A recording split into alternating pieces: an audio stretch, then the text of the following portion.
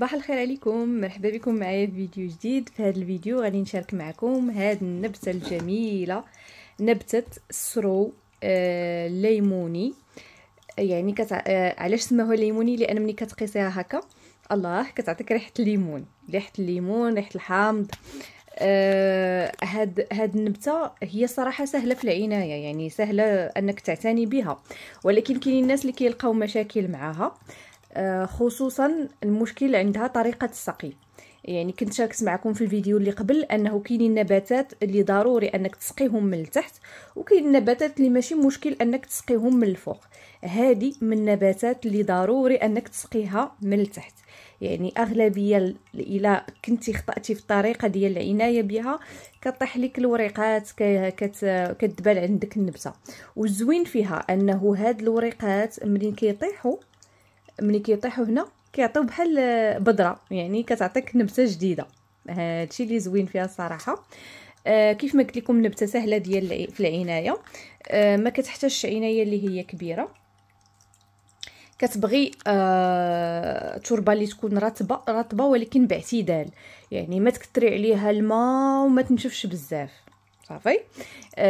ما كتبغيش البرد بزاف، يعني داك البرد القارص ما كتبغيش. من الاحسن انك تحطيها في بلايصه اللي تكون عليها مثلا اضاءه اللي هي قويه. علاش؟ باش كتحافظ على النضاره ديالها وكتبقى شاده معك مده طويله. كتبغي تربه اللي هي خفيفه ديال التصريف، يعني تربه خفيفه وفي نفس الوقت جيده التصريف، والفتحات يكونوا مزيانين. ها نتوما نحيدها انا من لوبو من الكاشبو. واهم حاجه غادي نقول لكم، منين كتغسلوا النباتات ديالكم اولا كتسقيوهم، مره تشيكيو الكاشبو، نقيوه، حيدوا منه الزوائد وداكشي، لان هاد العمليه راه مهمه.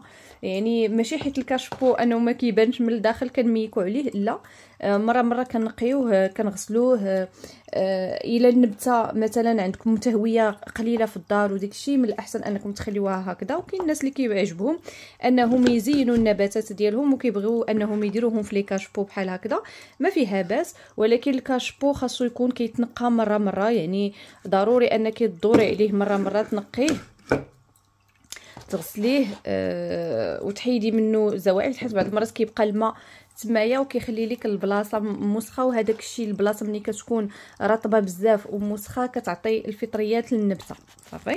يعني انه ديما الكاشبو كنغسلوه، ضروري اننا نردوا ليه البال من الداخل.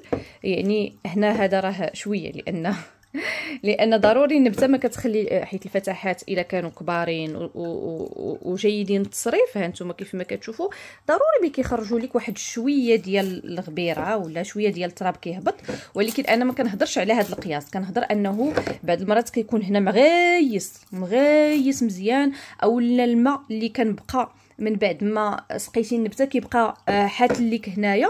هذاك الماء راه كيجمع البكتيريا وكيجمع الفطريات، هذوك الفطريات غينتقلوا للنبته ديالك، ومنين كينتقلوا للنبته يعني النبته كتضيع لك بشي حاجه اللي هي بسيطه. انه داك الكاشبو الا نتيا ما عندكش مع لي كاشبو، من الاحسن تخلي النبته بحال هكذا، ديري ليها شي حاجه اللي سهله انها تغسل. ها نتوما سهله انها تغسل، كتحيديها وتغسليها. غير انا اغلبيه انا كنشوف الناس بزاف كيديروا لي كاشبو وبحال هكذا. انا مثلا لوبو الا ما فيا اللي انني هذا كنزوقو، نقدر ندير ليه هكا دوك الخيوطه ديال الخيش وداكشي، وها هو لوبو من التحت راه غير محطوط صافي هكذا. يعني داك لوبو الا ما كانتيش عندك الوقت باش تنقي لي كاشبو، من الاحسن ما ديريهمش، لان ما كيخليوش النبته انها تنفس مزيان. والا كانوا فيهم دوك الزوائد ديال الماء كيخليو انه وسط سهل انه يتكونوا عندك الفطريات اللي غيأثروا على النبته ديالك. كيف ما قلنا ان نبته ديال السرو هي من الصنوبريات، يعني بحال الشكل ديال الصنوبر، من الصنوبريات. المميز فيها انها فيها رائحه اللي هي زوينه. من الاحسن انك تحطيها في بلاصه اللي فيها اضاءه قويه، ولكن ما تجيش عليها الشمس، خصوصا فصل الصيف. مثلا فصل الصيف كتكون اشعه الشمس اللي هي قويه بزاف، كتحرق ليها الوريقات ديالها. هي كتبغي اضاءه اللي هي قويه وما فيها باش ديك ما فيها باس الشمس ديال الصباح، لا في الصيف ولا في الشتاء، لان كتكون واحد الشمس اللي هي خفيفه ما كتاثرش على الوريقات ديالها. يعني شميسه اللي هي اضاءه قويه، ولكن شميسه ديال الصباح ما فيها باس، شميسه ديال من مورا العصر ما فيها باس. اما الشمس ديال وسط النهار تكون اللي هي مجهده او لا سخونه كتاثر على النبته. كيف ما قلت لكم كتبغي تربه زراعيه بيتموس، كتبغي اغلبيه البيتموس وشويه من البيرلايت وشويه من الرمله الخشنه. يعني الا كنتو بغيتو تبدلوا ليها التربه، انا كنفضل ان النباتات مثلا ملي كتجيبوهم من المشتل، نصيحه الله يجازيكم بخير، حيت بزاف كيقولك خسروا لي النباتات. علاش؟ في المشتل كيكونوا مزيانين، اون فوا كنوصلهم للدار كيخسروا. علاش؟ لان بعض المرات انت ما كيعجبكش داك البول اللي كاين فيهم وكتبغي تبدليها، يعني هي باقي اصلا ما تاقلماتش مع المنزل ديالك، وكتشدي النبته وكتبدليها لبو واحد اخر. هذاك لو بو اللي كتبدليها ليه النبته كتصدم، يعني اصلا هي كانت في واحد الوسط مولفه به، جبتيها لوسط واحد اخر، بدل ما تخليها حتى تتاقلم مع المنزل ديالك كتبدلي ليها التربه مباشره، وديك التربه اللي كتبدليها ليها النبته كتتعرض للصدمه وتقدر تموت ليك دغيا. حاجه واحده اخرى، النوعيه ديال التربه.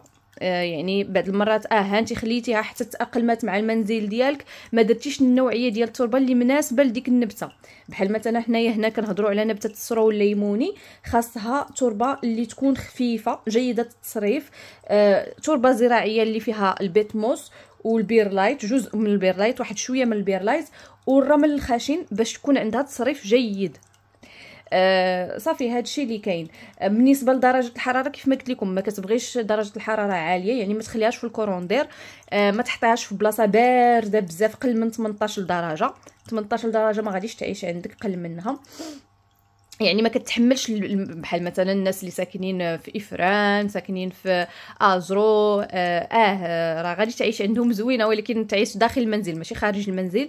علاش؟ لان كيكون الثلج، كيكون البرد قارص، يعني قل من 10 درجات ما غاديش تقدر النبته تتحمل معاك.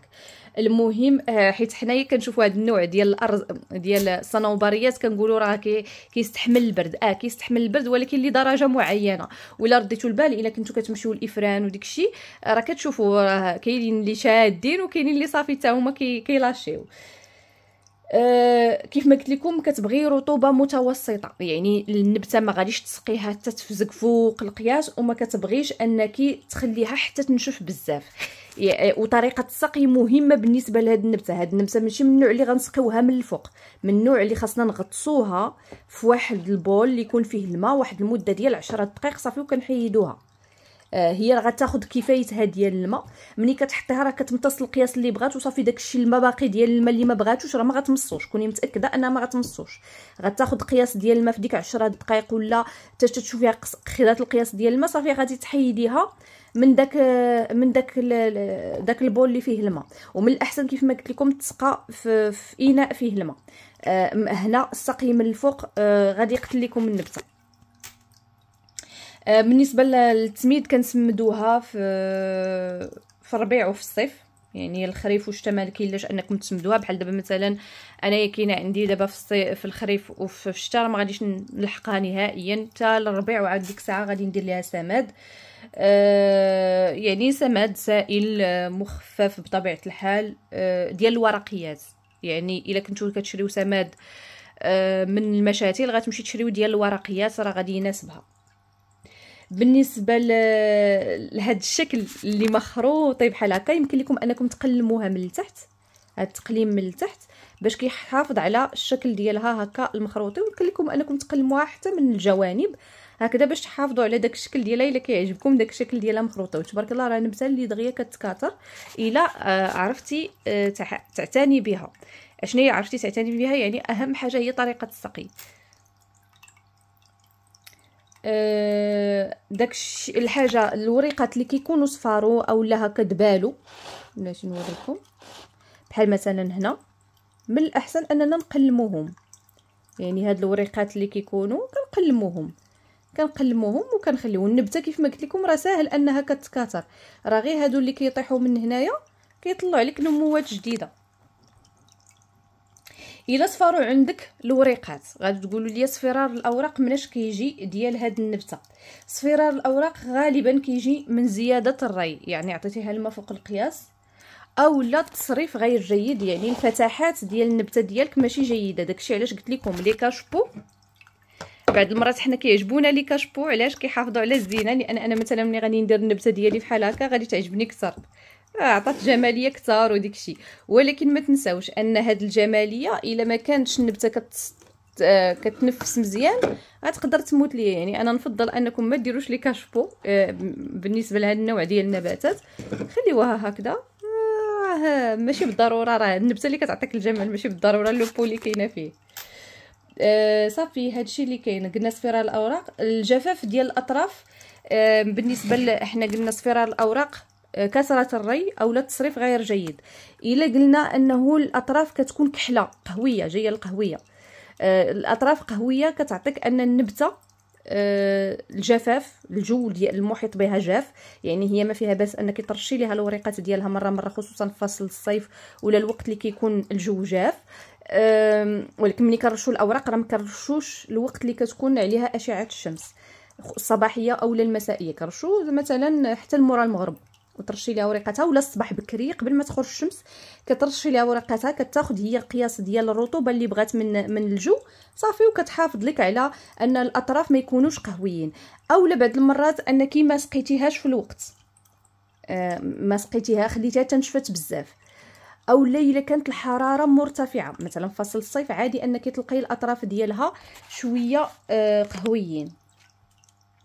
بالنسبه للرائحه اللي كتعطيكم، رائحه اللي هي زوينه، رائحه الليمون، هذيك الرائحه بعض المرات كتنقص. مناش كتنقص ديك الريحه؟ نقص الضوء، لان هي كتبغي اضاءه عاليه وشميسه ديال الصباح وشميسه ديال الزوال، يعني الخار ديال النهار. اما الشمس ديال الظهر ما كنفضلش انها تكون كتجي عليها. هذيك الاضاءه اللي كتكون قليله هي اللي كتخلي ان الرائحه العطريه ديالها كتمشي ليها. اولا النبته قدامت بزاف، ملي كتقدام وكدوز واحد المده اللي هي طويله وهي عندك ما كتبقاش فيها ديك الرائحه كيف ما النهار الاول اللي شريتيها. صافي هادشي اللي كاين. بالنسبه للناس اللي كيعجبهم يجدروا من النبته، هاد النبته كتجدر في التربه بطبيعه الحال. غادي تاخدي واحد العقله، هاد العقله ما غاديش تاخدي هادو اللي الاطراف، لا عقله. شنو هي عقله؟ يعني غادي تاخدي واحد الغصن بحال هكذا، غصن راه هي فيها اغصان. ماشي نحاول نشوف من الجهه الاخرى. ها انتم هذا غصن، شفتوا هذا غصن كله من هنا حتى لهنا. حيت النبته باقا صغيره، يعني الغصن يكون خشبي، يعني بدا بحال كيبان لك بحال الخشب، ماشي بحال هكا طري رطيط خاوي ما فيه والو. يعني غصن اللي يكون شويه قديم، يعني بدا كيقصح. يعني هذا راه ماشي غصن، هذا ماشي غصن، هذا هي طرف ديال الغصن، ولكن الغصن هو هذا. انا نفرق لكم باش تشوفوا، هذا هو الغصن. مثلا الا غادي ناخذ الغصن غادي ناخذوا ما بين 20 حتى ل 15 ما بين 10 عفوا حتى ل 15 سنتيمتر. مني كناخذوا ما بين 10 حتى ل 15 سنتيمتر. بحال هذه دابا انا ما يمكنليش نجدر منها، باقا ما كبيراش، نخليها حتى تكبر شويه والاغصان ديالها تشتد. بحال مثلا انا الغصن الاساسي هو هذا، يعني ما يمكنليش انا غادي نجدر من واحد الغصن هو اساسي. والاغصان اللي هي عندي جوج، هذا اساسي وكاين واحد حتى هو اساسي هنايا فرعي، ولكن باقي ما طويلش بزاف. مثلا يلا فيه غنقولوا ما كملاش 10 سنتيمتر، يعني واحد حتى توصل ديك 10 حتى ل 15 سنتيمتر نقدر نقطع هذا الغصن اللي فرعي من هنايا. اما الاساسي كنخليه. حاجه واحده اخرى، هادو راه ما كيتسموش اغصان غصن، لان شوفوا رهيفه، يعني الغصن خاصو يكون شاد راسو، يعني غصن نيت، ماشي يكون عنده اولا ماشي طري، يكون قاصح بحال هذا كيف ما قلت لكم، قاصح ماشي طري، وفي نفس الوقت وما يكونش قاصح بزاف، ما قاصح بزاف ماشي طري، بين وبين. يعني غصن يلا شتد العضد ديالو المهم ما بين 10 حتى ل 15 سنتيمتر كنقطع عليه الاطراف ديالو. يعني خاصني نقيه من دوك الوريقات اللي كاين، كنخلي ديك العقله من الاسفل خاويه. من بعد غادي ناخذ نديرها في هرمون التجدير. الا ما عندكمش هرمون التجدير تقدروا ديروا ليها القرفه او لا الالويفيرا، هذاك هرمون تجدير صافي. وكنديرها في تربه اللي فيها البيت موس والبيرلايت الرمله اللي تتكون رطبه صافي. غادي ناخذ ديك التربه غندير فيها داك الغصن اللي انا اصلا غمسته في هرمون التجدير وخويته من التحت صافي. وغادي نخلي وافضل بعدا فتره للتجدير هي الخريف والربيع والاول ديال الخريف. يعني بحال دابا مثلا هاد الفتره راه صافي قرب يسالي الخريف، ما غاديش نجدر فيها. اوائل الخريف وفصل الربيع هي يمكن لك انك تجدري هاد النبته. كيف ما قلت لكم كتاخدي العقله ما تكونش قاصحه وما تكونش رطبه، وكتحيدي التحت ديال الوريقات ديالها اللي التحتانيين، وغادي ديري لها هرمون التجدير. غادي ديريها في تربه اللي فيها بيت موس وبيرلايت وشويه ديال الرمله الناعمه. غادي تحطيها فيها على عمق واحد 3 ديال السنتيم صافي. وغنضغط عليها شويه باش تثبتها مزيان. غادي نسقي، ما نسقيهاش بزاف، غادي نسقي هي باش تكون الرمله شويه رطبه. يعني ماشي غادي نشبع الرمله بالماء، كنسقيها غير شويه رطبه، حيت الا بعض المرات كتشبعوا البلاصه اللي بغيتو انكم تجدروا منها وكتشبعوا التربه ديالها بالماء ما كتجدرش لكم. وغادي نديروها في شي بلاصه تكون فيها الضوء زوين ولكن ما عليهاش شمس مباشره، بلاصه اللي فيها الضوء زوين ولكن ما عليهاش شمس مباشره. وغادي نغطيها بالبلاستيك، يعني غادي نشدها غادي نديرها في وسط ميكا، اولا نشد واحد القرعه ونغطي ليها الفوق ديالها على داك لوبو اللي انا دايراه فيها. ومره في السيمانه كنحل داك الكيس، لا ماشي في الاول كنحل يوميا الكيس باش يخرج داك الهواء كيتبدل، وكنعاود نسدو، ومن بعد مره في الاسبوع صافي. والحراره تكون ديك ما بين 20 حتى 25 درجه، يعني في بلاصه اللي ما فيهاش البرد بزاف وما فيهاش الصهد بزاف وما عليهاش اشعه الشمس، يعني تكون عليها غير الاضاءه اللي هي تكون جيده.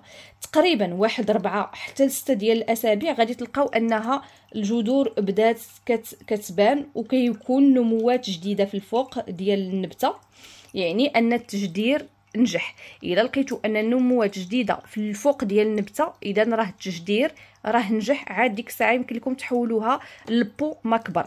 ومن الاحسن انكم ملي تكونوا كتجدروا النباتات ديالكم جدروهم في دوك عرفتي دوك الكيسان اللي كيبيعوا لكم فيهم كيكونوا ترونسبارون ديال العصير ولا ديال القهوه. دوك الكيسان اللي ترونسبارون هما فين تجدروا اول مره، حيت عقله راه كتكون غير صغيره، ما ديروهاش في بو كبير. بحال دابا مثلا انا بغيت نجدر ما غنجدرش في واحد البو قد هكا، غادي ناخذ واحد لو بو اللي هو ترونسبارون اللي هي غير دوك الكيسان ديال سميتو، راه نقدر نوريهم لكم. هادوك راه لايقين للتجدير صافي. من بعد ملي قلت لكم كتشوفوا نموات جديده الفوق عرفوا ان النبته راه بدات كتجدر، يعني وهذاك الشيء ما كيطرى حتى تقريبا 4 حتى 6 ديال الاسابيع. ومن بعد يمكن لكم انكم تحولوها لبو مكبر، وديك الساعه غادي تحيدوا ليها داك الميكا اللي درتو فيها وصافي وتحطوها عادي. ومن بعد باش ما كبرات باش ما كتحولوها لبو مكبر، لان باش يناسب الحجم ديال النبته. وكاينين الناس اللي كيبغيو يجدروها عن طريق البذور، يعني كاتروها عن طريق البذور، ولكن البذور كتكون مده اطول بطبيعه الحال. هادشي اللي كاين، وما كتجدرش عن طريق الماء، يعني من الاحسن هادو هما 2 طرق اللي كاينين. المهم نتمنى ان الفيديو يكون الاعجاب ديالكم. هنايا غادي نوريكم طريقه زعما الطريقه اللي قلت لكم كديروها في البلاستيك، انا نديكم نوريكم. وصراحه نبات اللي هو زوين ما نكذبش عليكم، فيه واحد الرائحه اللي هي زوينه وفيه جماليه صراحه، حتى ملي كتحطيه في شي بليصه كتحسوا بالجماليه. والمهم عندنا اليوم واحد الضيف اللي معنا، دوغيس هو واحد سمك اللي كيعيش بوحديتو هانتوما، وكيتبع ليا صبعي ويتبع لي فين ما مشيت. هانتوما شوفوا الحب، شوفوا شنو ياك كليتي الصباح. كيعيشوا بوحديتهم، هادو كومباتونت كيعيشوا بوحديتهم، وهذا الذكور انا ما عنديش الاناث. لا النتوه كتعيش بوحديتها ولا الذكر كيعيش بوحديتو حتى كيبغيو يتزوجوا عاد كديروا مع بعضياتهم وخاصهم واحد الطريقه خاصه. المهم انا هذا العالم يلاه تنتعلموا حتى هو وهوايه اللي هي جديده. هانتوما تصادفتوا معاها في هذا الفيديو لان حاطه هذه النبته منين جبتها حطيتها حداها باش حتى هي كتحس بشويه الطبيعه. وهانتوما شوفوا واحد الحاجه اللي غادي نقول لكم، ان الماء ديال اللي دايره انايا لهاد السمكه. شوفوا البوطوس تبارك الله. اي سمحي لينا لاله دوريس السي دوريس ماشي لاله. هانتوما شوفوا تبارك الله كميه الجذور.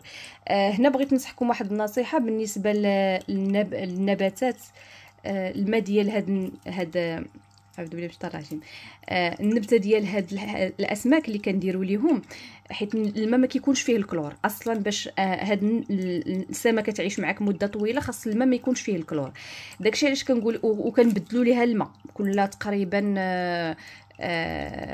10 ايام ولا اسبوع. كنبدل ليها الماء، كنقص غير من هاد الماء وكنزيد الماء غير. انما داك الماء اللي كنقص راه ما كنلوحوش، كنسقي به نباتات وحده اخرى. هذه يلاه تعلمتها الصراحه.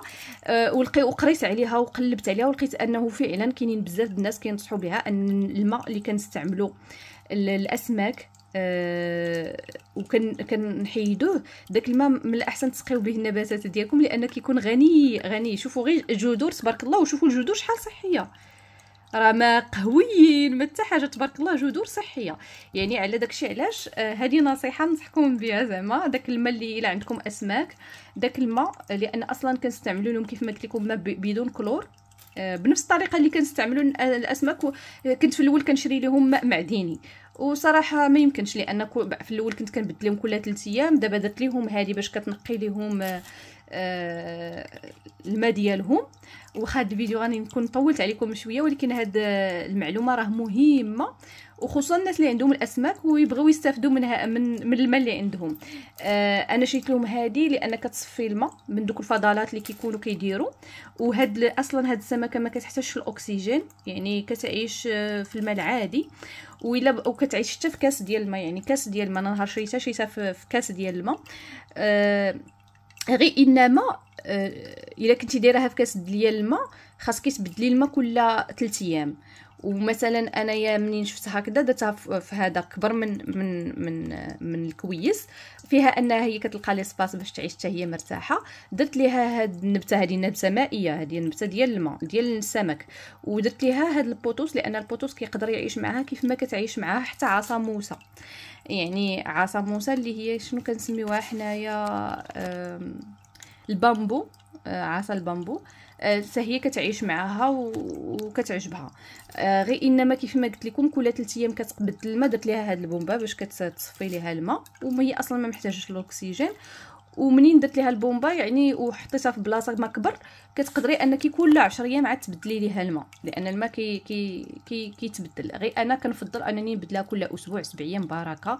كنبدل كنقص من الماء وكتزيدي كتنقصوا من هذا الماء وكتزيدوا الماء. باش علاش؟ لان قال لك داك الماء اللي كيكون عندهم خاصك تخلي واحد النسبه منه، لان كيكونوا فيهم ديك البكتيريا النافعه ليهم. كتكون فيه بزاف ديال المواد العضويه اللي مناسبه لهم هما كنبات كاسماك. ما خاصكش تحيدي لهم الماء كله وتحطي لهم ماء نقي 100%. ورديت البال منين مادام نبته البوطوس تجدرات بواحد السرعه وبهذه الطريقه هذه، قلت اذا الماء نافع. قلبت عليه ولقيت فعلا انه كيقول لك الناس اللي عندهم النباتات من الاحسن يستعملوا داك الماء، ما يرميوش لان ما يضيعوش، لان لا يقع حتى النباتات ديالهم وكيساعد على التجدير يعني، وكيعطي جذور اللي هي قويه. هذا الشيء اللي كاين. ورديت ليها البال فعلا، وخصوصا ان الماء ما فيهش الكلور.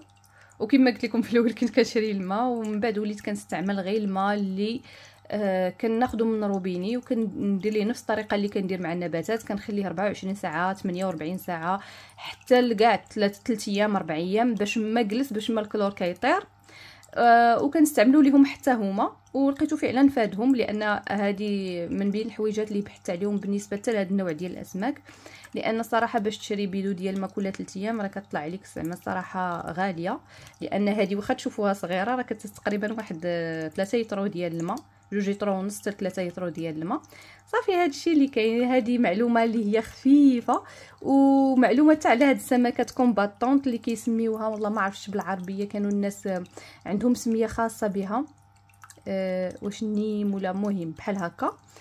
الفيطه، لا الفيطه كاين اللي كيسميها الفيطه. المهم سيروا قلبوا عليها، راه سمكه اللي كتعطيك طاقه زوينه للمنزل، وفي نفس الوقت